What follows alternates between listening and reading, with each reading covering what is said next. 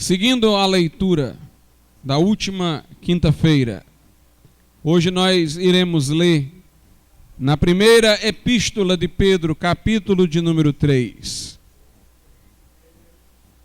Aliás, seguindo uma leitura de uma mensagem também dominical, a sequência de estudos. Primeira de Pedro, capítulo 3, a partir do versículo de número 1.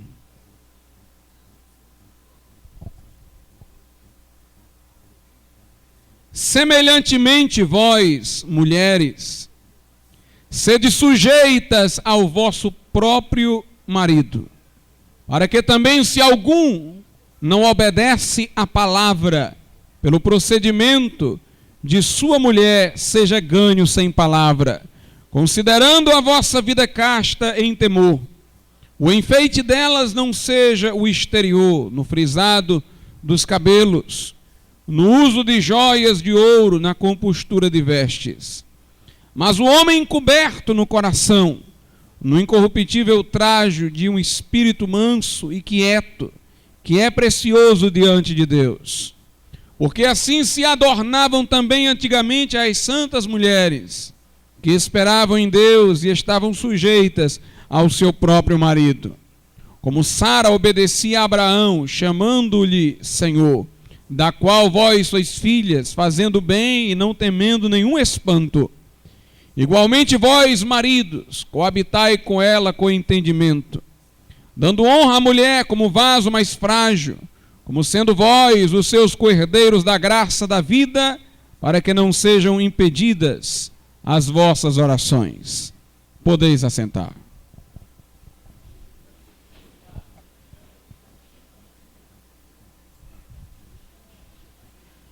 Meus amados irmãos, é de se observar que o capítulo 3 da primeira epístola de Pedro começa no versículo 1 com a expressão semelhantemente.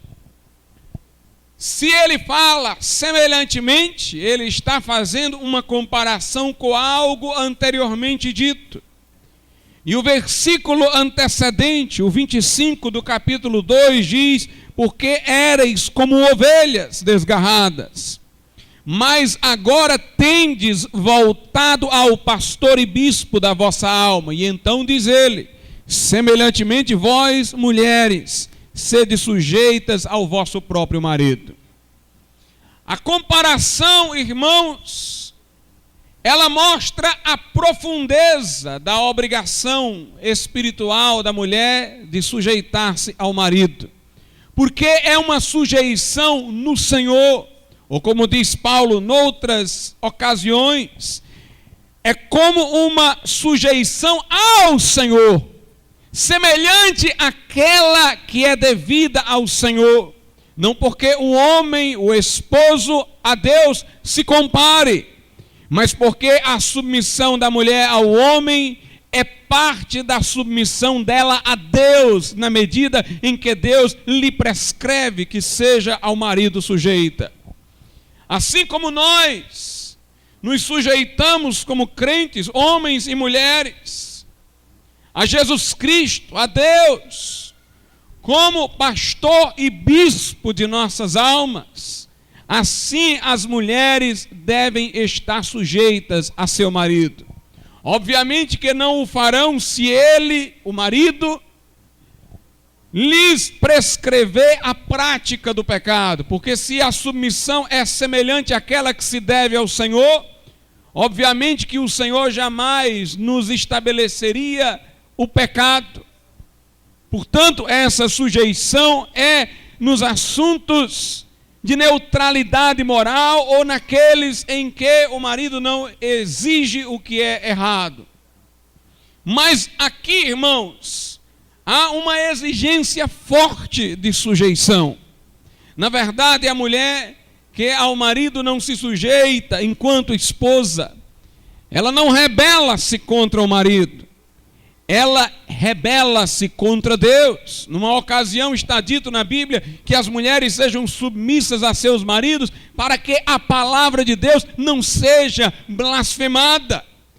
O assunto envolve espiritualidade. Quando a Escritura fala do modo como o homem deve tratar a mulher, diz: para que não sejam impedidas as vossas orações. Quando fala da sujeição da mulher ao homem, noutra ocasião, diz: para que a palavra de Deus não seja blasfemada. Aqui diz: para que o marido seja ganho.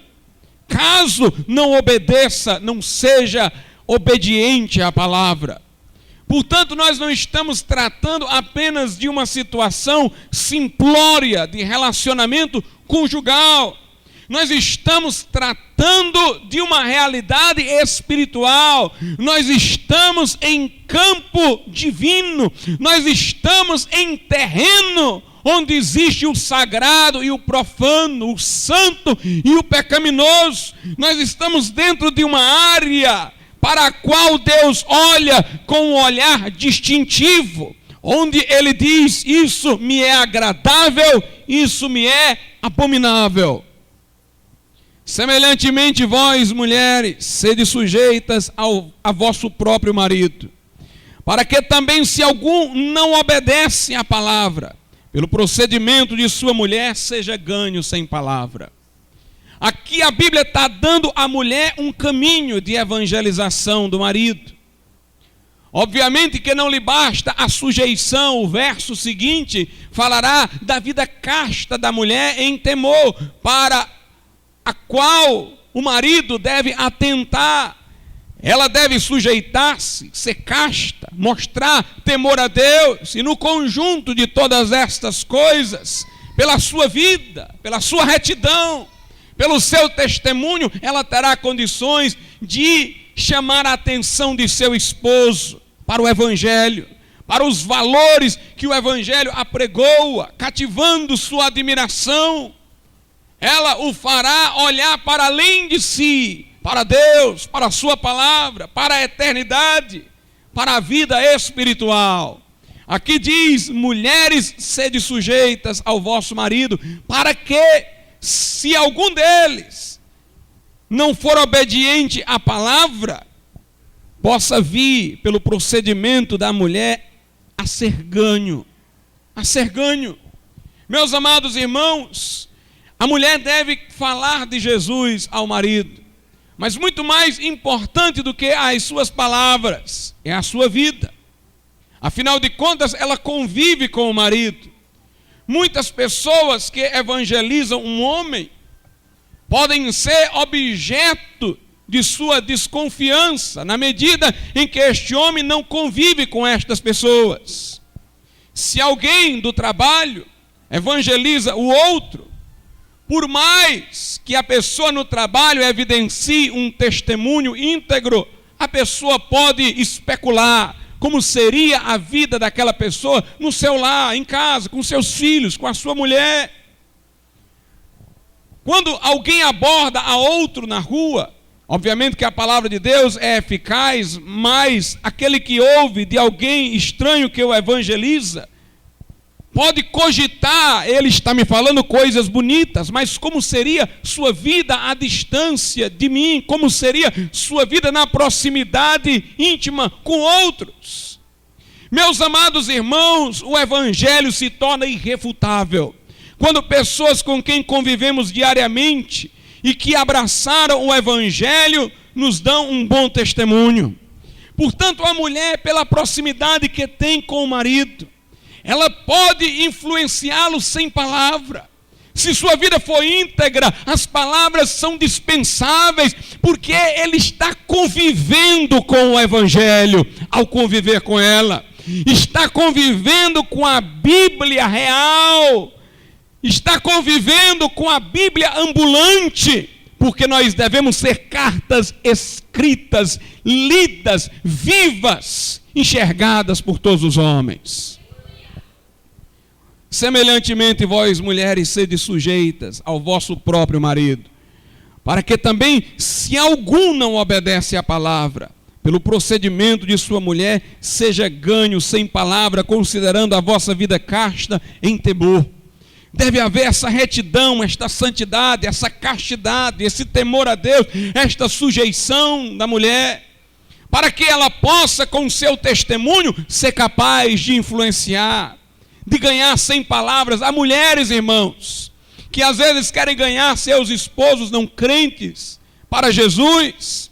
Falam muito, citam muito a Bíblia, disputam argumentativamente com a Bíblia até quando não é conveniente fazê-lo, mas não estão prontas a dar um exemplo vívido de santidade, não espelham a glória de Deus, de modo que o marido possa contemplar no que respeita ao procedimento em casa.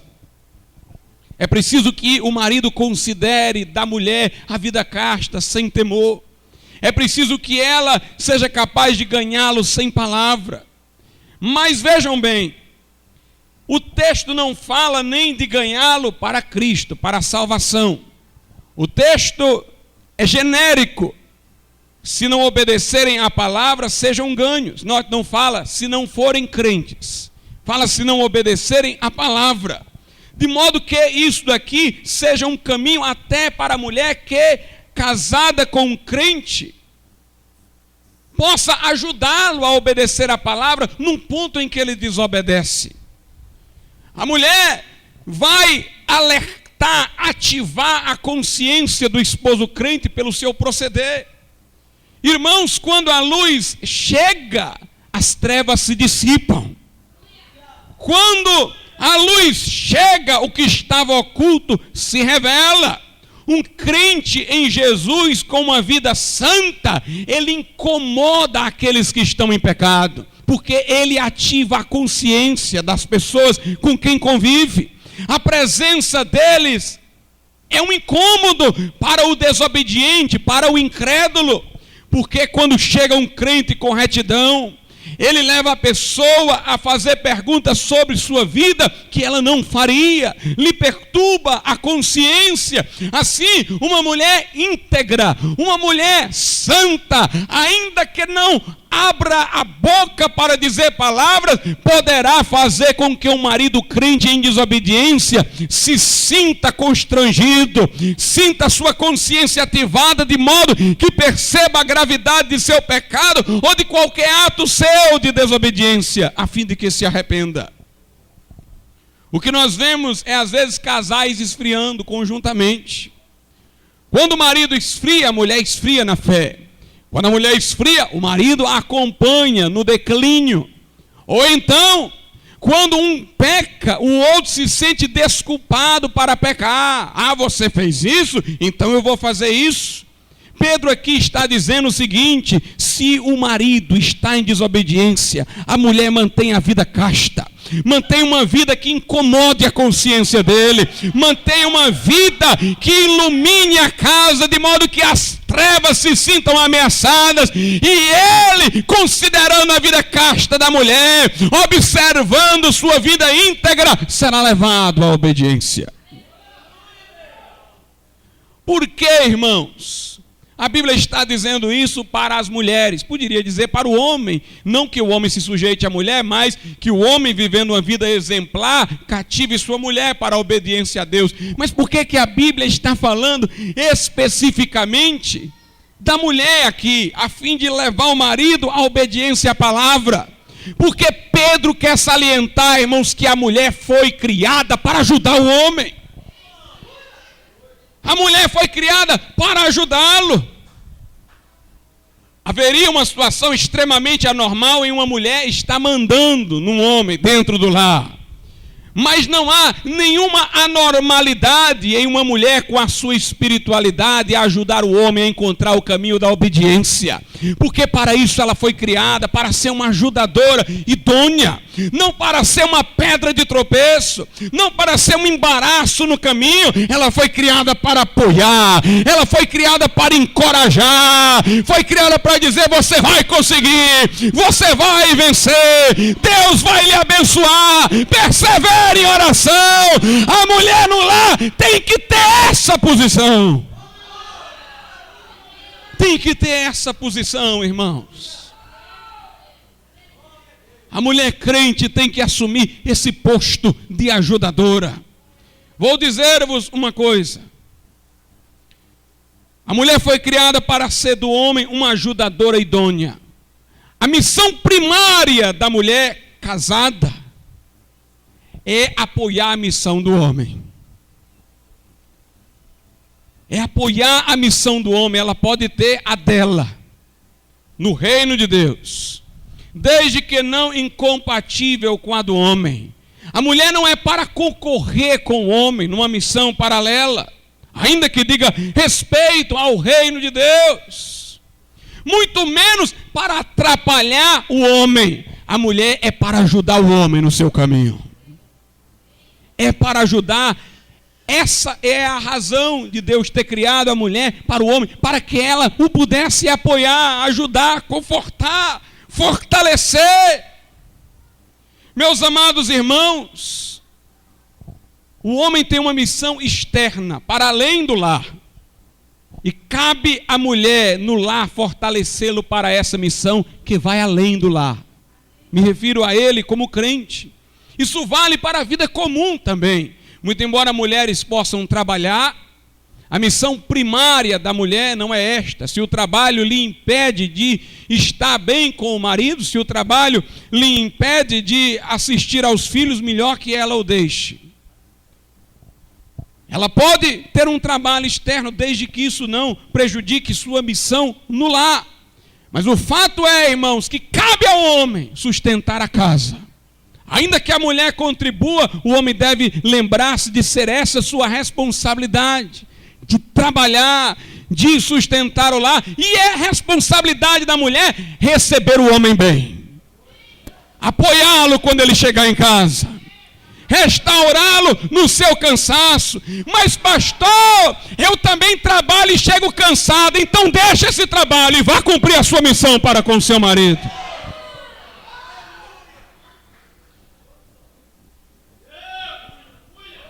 Meus amados irmãos, é assim que nos ensina a palavra de Deus. A mulher deve apoiar o homem, inclusive em sua vida espiritual. Repito eu, o homem não foi criado como algumas mulheres pensam, para viver ali para a mulher. Claro, o homem deve ser amoroso, deve ter a mulher como um vaso mais frágil, deve amar sua mulher como Cristo amou a igreja e deu-se por ele. Mas o homem, irmãos, tem uma missão externa. Na vida comum, o seu trabalho, suas responsabilidades, que terminam voltando a favor de seus filhos e de sua esposa, mas também pode ter uma vocação no reino de Deus, uma missão a cumprir. E se a mulher quiser estar perto do homem, não fique em casa reclamando que ele venha, não. Vá com ele! Acompanhe-no, esteja ao lado dele. Tem mulheres, irmãos, que não entenderam o propósito sequer da criação, quanto mais da redenção. Elas disputam com a obra que Deus designou para o marido, como se ele tivesse que ficar numa escolha entre uma coisa e outra. A mulher que corra atrás do seu marido e o apoie, e o ajude. É o que Pedro está tentando dizer-nos aqui. Semelhantemente, vós mulheres, sede sujeitas ao vosso próprio marido, para que também, se algum deles não obedece à palavra pelo procedimento de sua mulher, seja ganho sem palavra. Meus irmãos, que as mulheres crentes ajudem os seus maridos a obedecer quando eles não obedecem, não colocando-os na posição de comando e repreendendo-os de cima para baixo, porque não lhes convém fazer isso, mas vivendo uma vida santa que lhes incomode a consciência, que a mulher apoie o marido para obedecer, que não lhe seja uma pedra de tropeço, que não concorra com ele, mas que o ajude e o reforce para que ele cumpra o seu propósito na vida comum e no reino de Deus. O versículo diz o seguinte, versículo de número 3: o enfeite delas não seja o exterior, no frisado dos cabelos, no uso de joias de ouro, na compostura de vestes. Ou seja, o que o marido deve observar na mulher não são essas parafernálias. O que o marido deve observar na mulher é o que está no verso 2, a vida casta em temor. Mulher, cative o seu marido com a vida exemplar e íntegra. não tente atrair a atenção dele com a compostura das vestes, com o frisado dos cabelos, com as joias de ouro. Não seja isso o que faz o marido olhar para a mulher, mas que seja a vida casta, que a mulher não se valha dessas coisas. Meus amados irmãos, eu quero dizer-vos uma coisa. Ambrósio de Milão, no século IV, disse isso. A mulher que muda sua estrutura facial, sua fisionomia espontânea, com joias, com pinturas, ela mesma está levando o seu marido a amar outra que não ela, porque de outra ela se disfarça. Ela está com isso incutindo nele o espírito adúltero. Ambrósio de Milão dizia: se o teu esposo nessas circunstâncias adulterar, ele peca, mas não reclama, porque de ti ele aprendeu o adultério, porque tu ensinaste ele a amar quem tu mesmo não eras. Portanto, irmãos, não deve ser com isso que a mulher atrai o marido. Por mais que a mulher tente utilizar estes recursos para criar uma beleza que não lhe é natural, eu digo-vos, chegará um tempo em que estas coisas não poderão manter qualquer tipo de beleza. O envelhecimento chegará.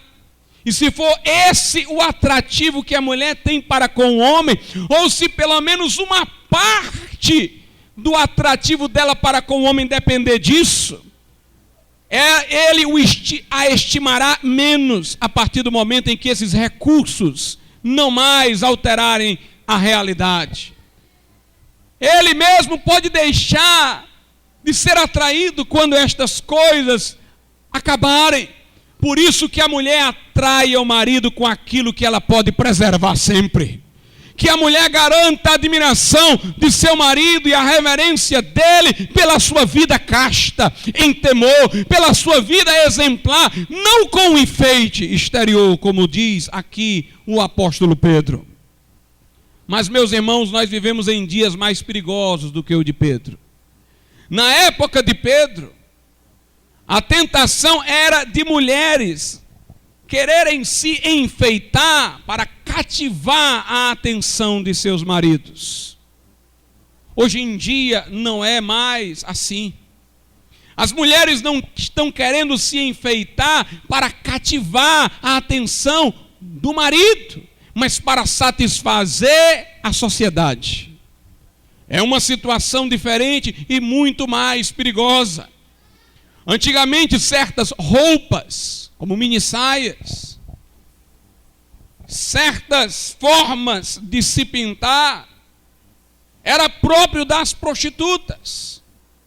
Mulheres mais velhas usavam como se fosse uma compensação, mas caso as mais novas usassem, particularmente as adolescentes, isso era visto com maus olhos pela própria sociedade.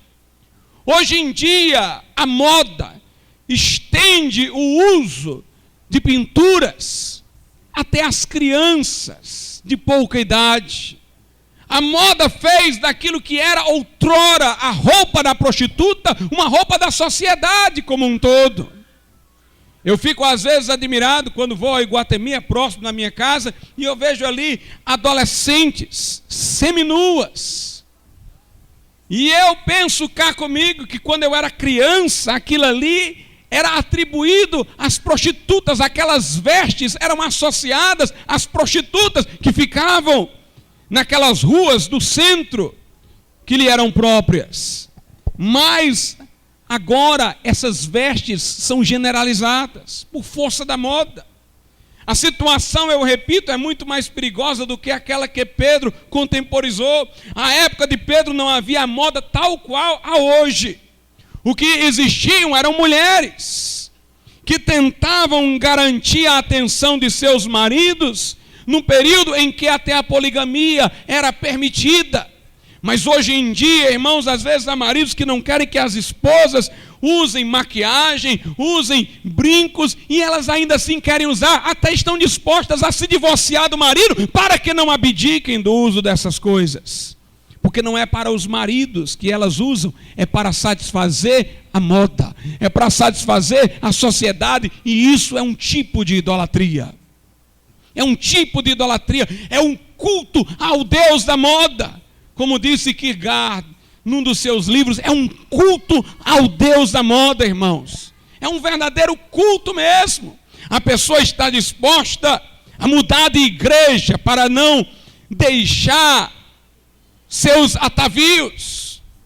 Briga com o marido para usar os atavios, evidenciando assim que não é para ele que os usa. Até está disposta ao divórcio, mas ela não pode deixar de pintar o cabelo, não pode deixar de usar maquiagem, não pode deixar de usar brinco. Se a sociedade cria uma nova forma, ela satisfaz essa exigência, se dobra ao Deus da moda. Não é um recurso para atrair o sexo oposto, é um culto a um ídolo do nosso tempo. Se naquele tempo havia culto a outros ídolos, eu vos digo que hoje há um culto ao Deus da moda.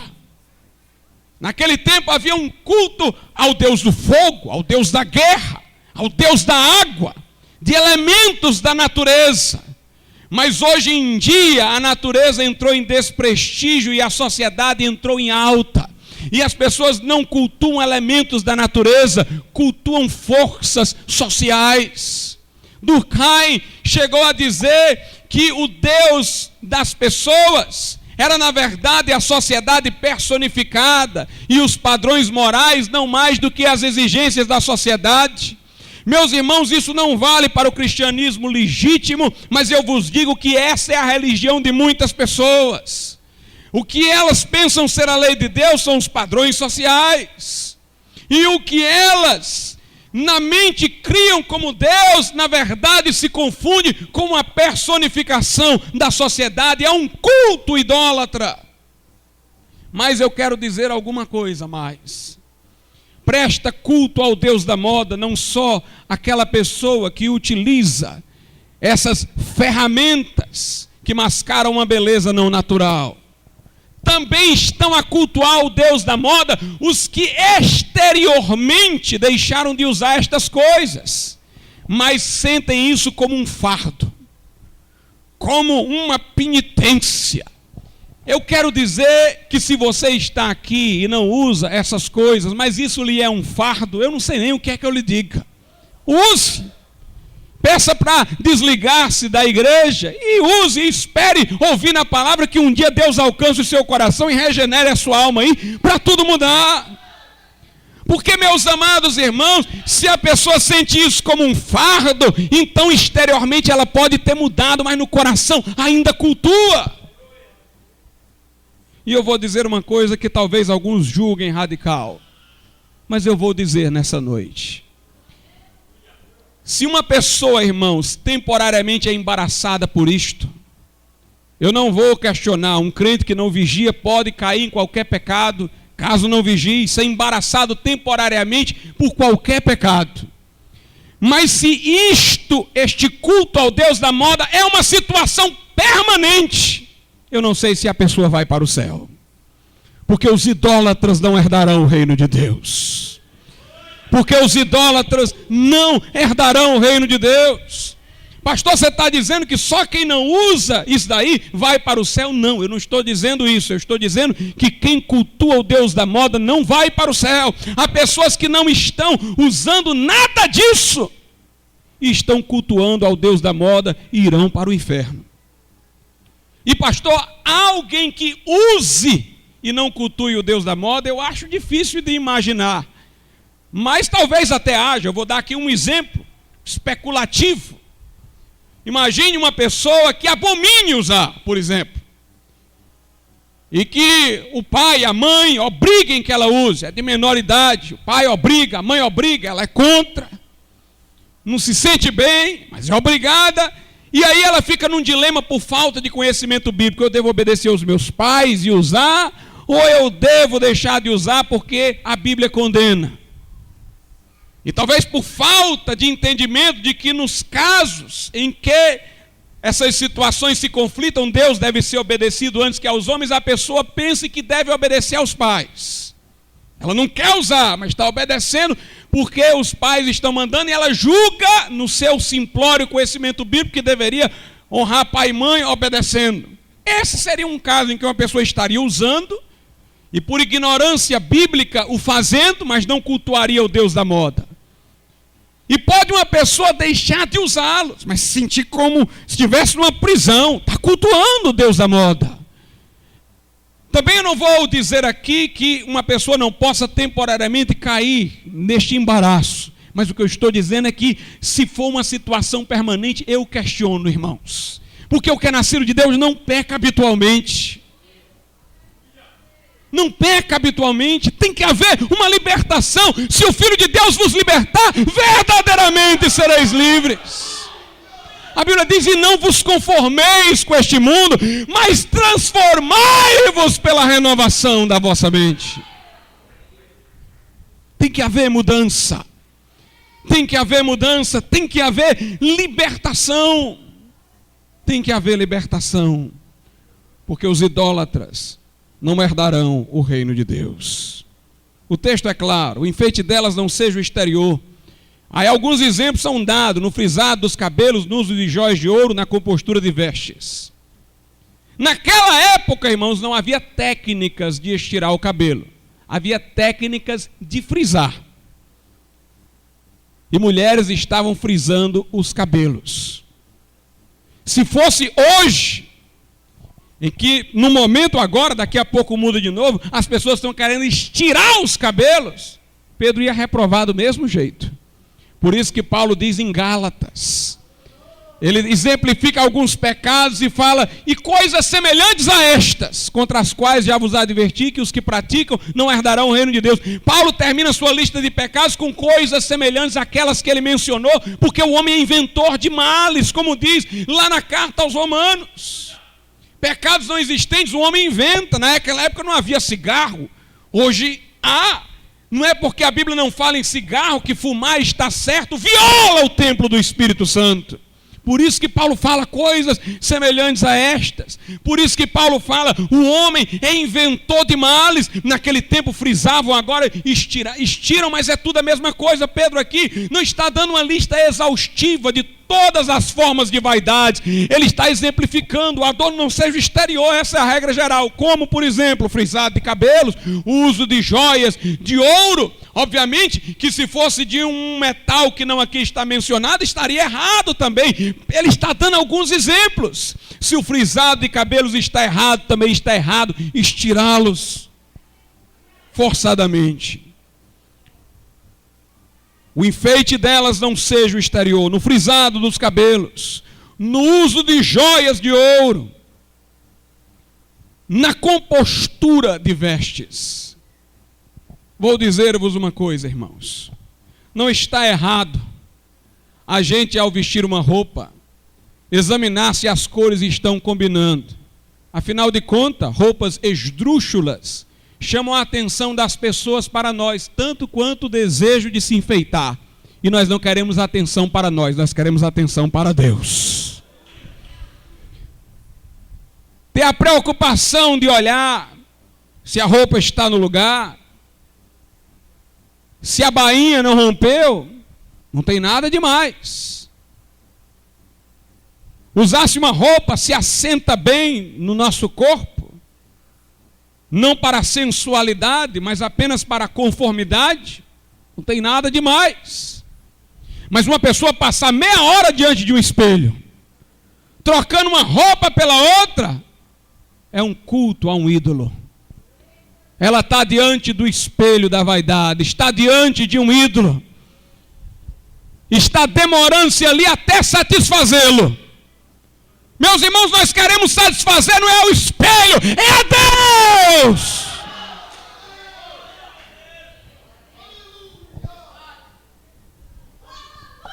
O enfeite delas não seja o exterior, no frisado dos cabelos, no uso de joias de ouro, na compostura de vestes. É fácil ver alguém que não usa batom, brinco e ainda cultua ao ídolo da moda, da vaidade. mesmo não usando essas coisas, não sai de frente do espelho. Não pinta as unhas de cor, mas pinta de base, porque ninguém percebe. Se veste bem na igreja, mas quando está numa praia aí, sem ninguém, bota o maiô. O crente em Jesus, irmãos, é autêntico. O crente em Jesus não é incoerente nem hipócrita. Ele tem um princípio que governa a sua vida e ele anda nele em tudo, porque ele sabe que Deus estará olhando para ele onde quer que ele esteja. Aleluia.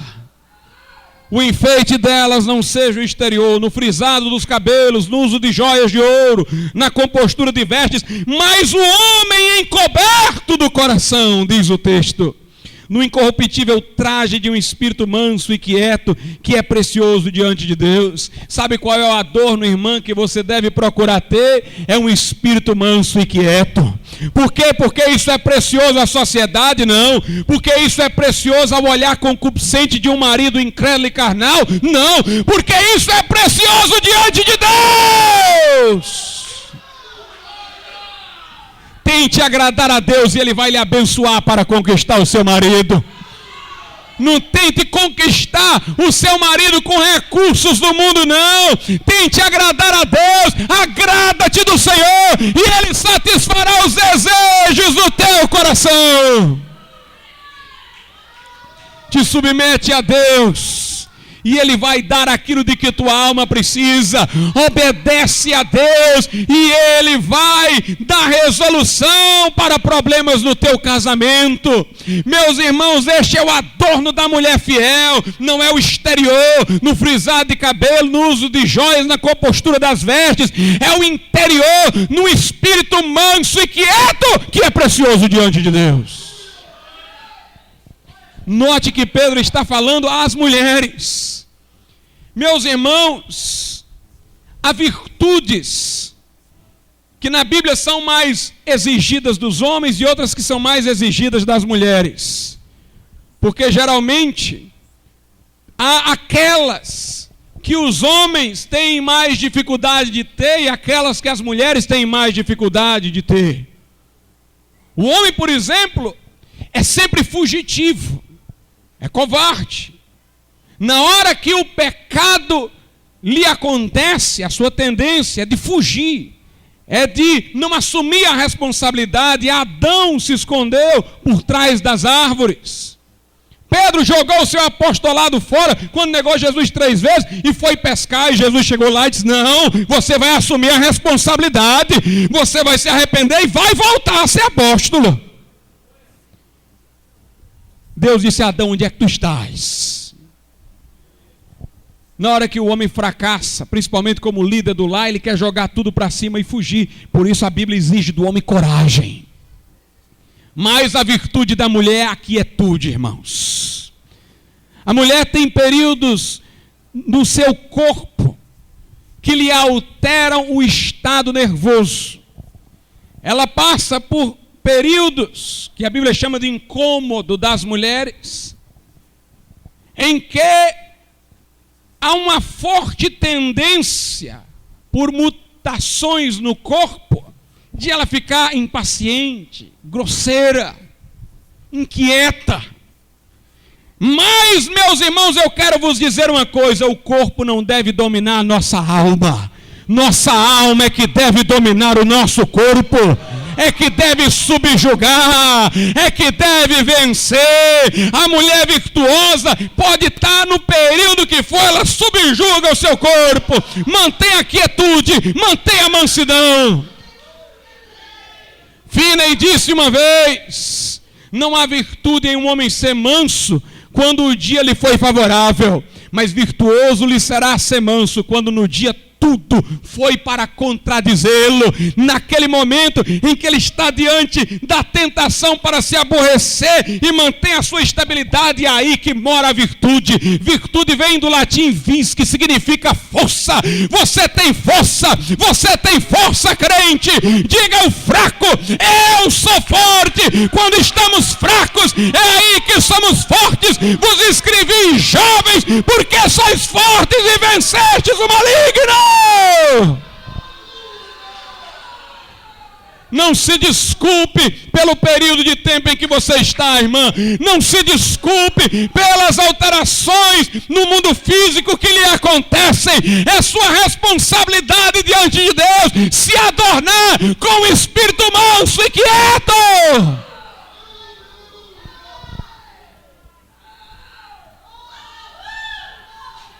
A virtude suprema da mulher é a quietude e a discrição. O pior que possa haver numa mulher é o resmungo, é a murmuração, é a fofoca, irmãos. Tem mulher que não tem espírito manso e quieto, não. É uma inquietude grande, é um falatório incontido. Fica falando de um, falando do outro, falando que não convém. A boca, se não tiver lacrada, sai tudo que não presta. A mulher pia é a mulher discreta. É a mulher que comanda a boca e os lábios. É a mulher que vigia o que fala. É a mulher que não se deixa levar pelos impulsos, pelos acontecimentos do dia. Ela mantém a quietude. E eu vou dizer uma coisa, é isto que cativa o homem. Uma mulher pode se adornar, pode criar a beleza que for, mas eu vos digo, se o homem se atrair por ela hoje e ela for mulher rixosa, ao longo do tempo ela pode ser a mulher mais bonita do mundo, mas como diz lá em Provérbios, o homem vai preferir morar debaixo de uma ponte do que com essa mulher em casa. Mas se a mulher for quieta, for de um espírito tranquilo, o homem chega abatido, chega cansado, chega tumultuado, a mulher lhe passa quietude, então ele vai ter prazer de estar com essa mulher. Eu quero lhe dizer uma coisa, irmã, se você transmitir quietude e segurança ao seu marido, você não vai precisar mais reclamar da ausência dele, não, porque ele fará questão de estar perto de você.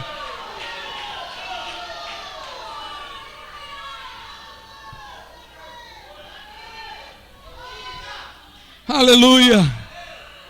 Porque assim se adornavam também antigamente as santas mulheres que esperavam em Deus. Não queriam fazer as coisas acontecer na marra, não queriam resolver no braço da força, na discussão, não. Esperavam em Deus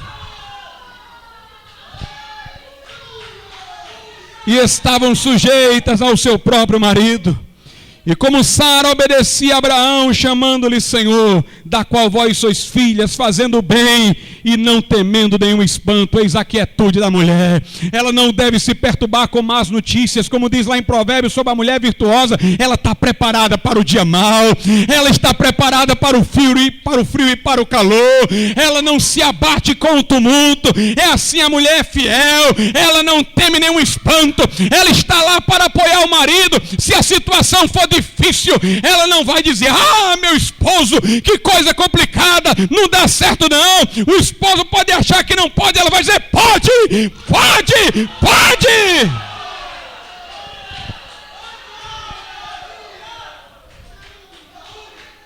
O general Bott fundou o Exército da Salvação com a sua esposa Catarina. E meus amados irmãos, um dia a igreja que ele pertencia o chamou, porque ele evangelizava as favelas, os prostíbulos, ganhou pessoas para Jesus que viviam na sarjeta, os alcoólatras, as prostitutas, os beberrões, e ele levava essas pessoas para as igrejas para ouvir a palavra. Mas a igreja a que ele pertencia ficou incomodada. Os mais ricos achavam ruim aqueles homens maltrapilhos dentro da igreja, aquelas mulheres seminuas que iam para ouvir, depois que criam mudavam de vida, mas quando ele as trazia, eram assim, e aqueles homens achavam ruim aquelas pessoas, muito embora muitas estivessem se convertendo, mudando de vida, o bêbado ficando sóbrio, a prostituta ficando pura, eles não gostavam daquilo ali, eles ficaram aborrecidos, e houve uma reunião, os líderes da igreja chamaram o general Bott e disseram: pare com isso, acabe com esse ministério, encerre tudo.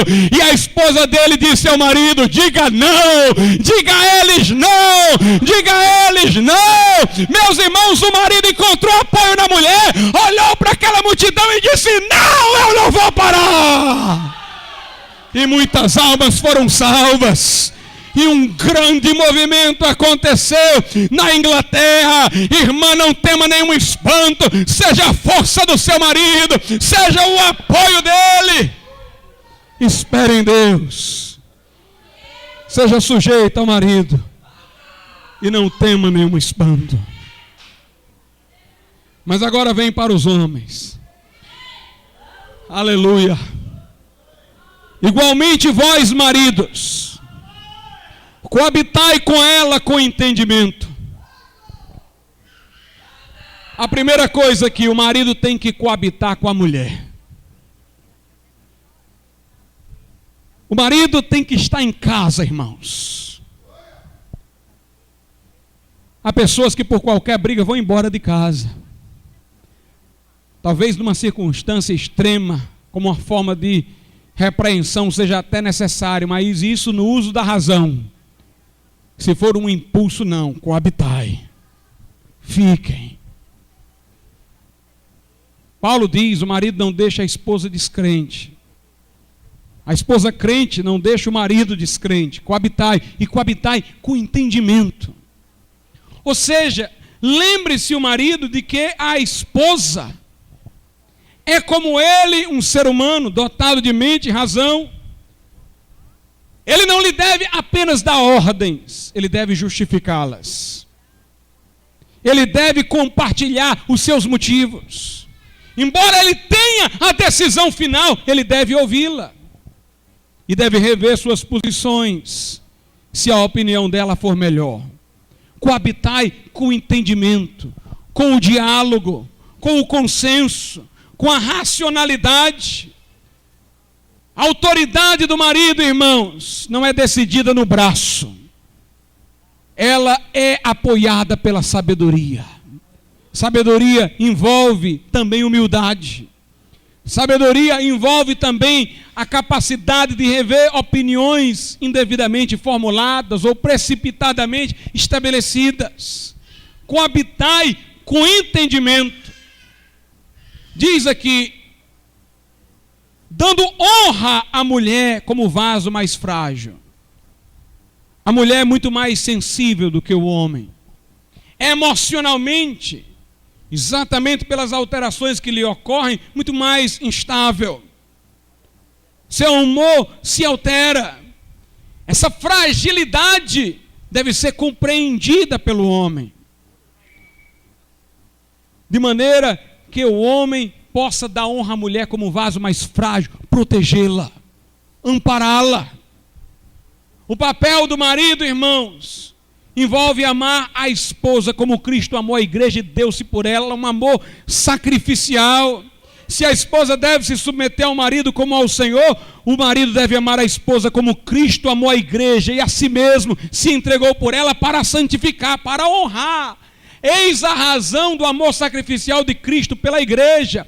Ele amou-a, se entregou por ela para santificar, para apresentá-la sem mácula, sem ruga, para apresentá-la numa posição honrada e digna diante dele. É papel do homem dar honra à mulher, elogiá-la pelos seus bons feitos, reconhecer o seu trabalho, estimulá-la nos seus afazeres, agradecer pelo seu apoio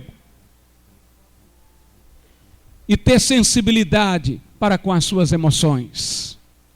Essa responsabilidade do homem, como veremos, irmãos, tem implicações espirituais.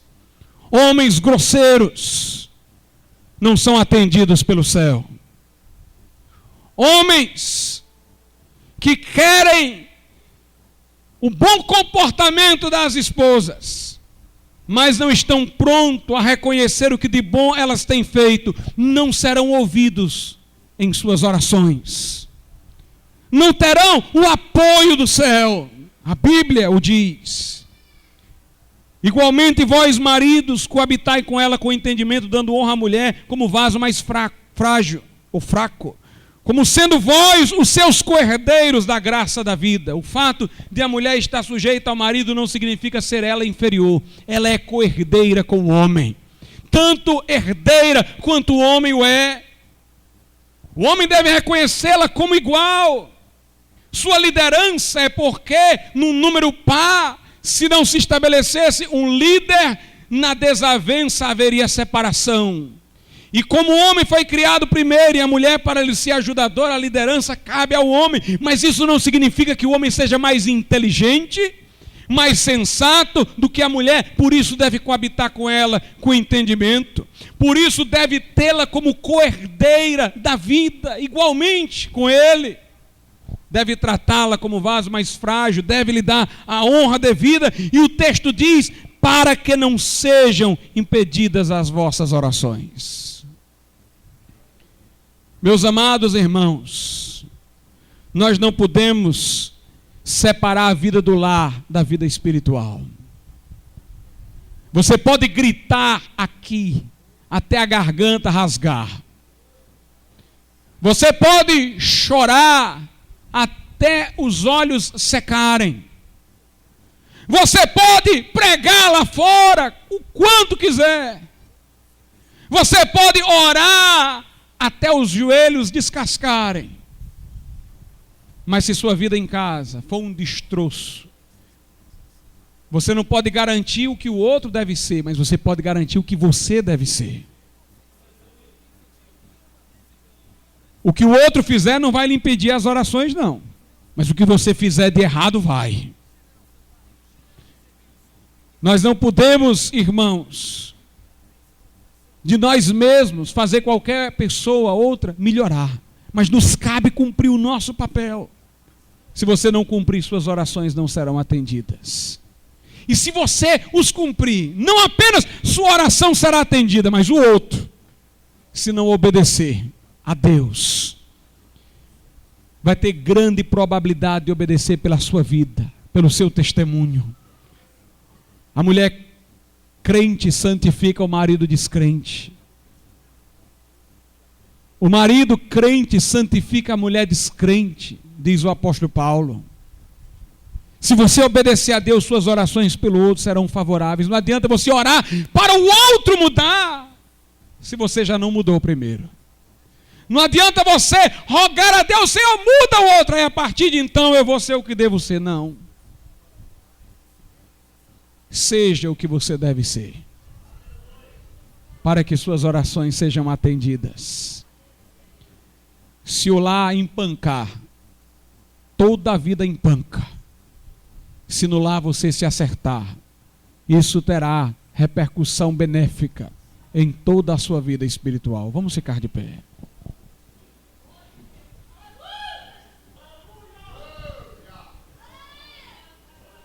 Gostaria de convidar o irmão Cleito, o irmão Fabiano, para virem aqui à frente nesse instante.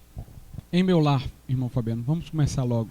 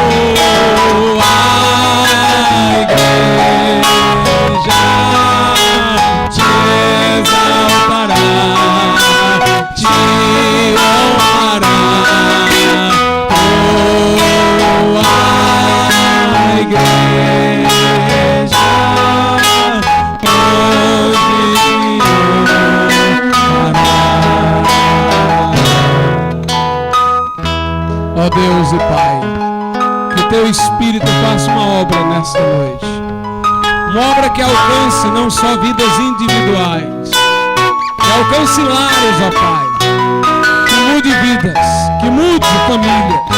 Eu suplico-te, meu Deus, em nome do Senhor Jesus e para a sua eterna glória. Amém. Nessa noite eu gostaria de perguntar: quantas pessoas aqui dizem, pastor, eu estou errando no meu lar, eu estou errando na minha casa, mas eu quero me ajeitar diante de Deus, eu quero pedir perdão, eu quero depois olhar para a minha esposa e pedir perdão a ela, ou a esposa diga, eu quero pedir perdão a Deus, e depois eu quero pedir perdão ao meu marido também, ou mesmo um ao outro, de logo, e depois venha derramar sua alma diante de Deus, que é quem pode lhe dar graça, para não errar mais no seu caminho. Se Deus está falando com você, saia do seu lugar, venha até aqui à frente. Eu quero orar nesta noite pela tua vida.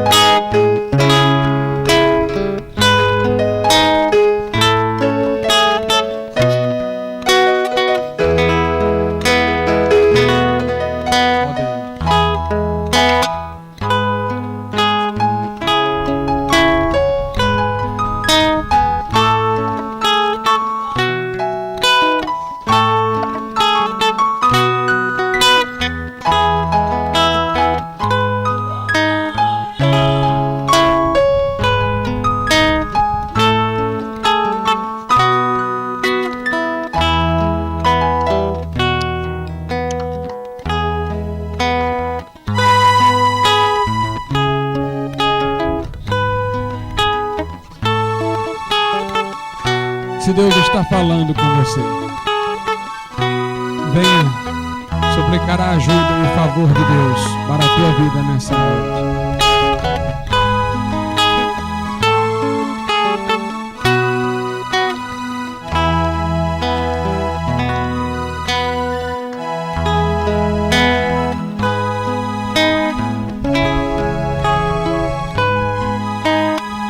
Oremos a Deus. Se houver alguém aqui que não é crente ainda, eu não sei se há, mas se houver, e você diz, pastor, eu quero entregar minha vida a Jesus nessa noite, levante a sua mão no lugar que você se encontrar, e alguém te acompanhará até aqui, para você receber a oração. Se houver alguém, não perca essa oportunidade. Você que não é crente e quer nessa noite aceitar a Cristo como Salvador pessoal, levante a sua mão. Oremos a Deus. Pai bondoso e Deus amado, nós te louvamos pela obra que o Senhor tem realizado em nosso meio, pela tua palavra autêntica, Pai, verdadeira, poderosa. Opera por ela nestas vidas que vem humildemente confessar, Senhor, ó Deus, suas faltas e omissões, que vem, Senhor, buscar em Ti refúgio e fortaleza, o socorro da graça. Para isso, meu Deus, eles se aproximam do Teu trono de glória, Pai. Socorre-os nesse momento, ajuda-os, vence por eles e através deles. Nós te pedimos, nós te suplicamos, Pai, em nome de Jesus. Amém, Senhor, e amém. Deus abençoe os irmãos e as irmãs. Podem voltar aos vossos lugares. Podem sentar. Os que têm avisos, têm a oportunidade.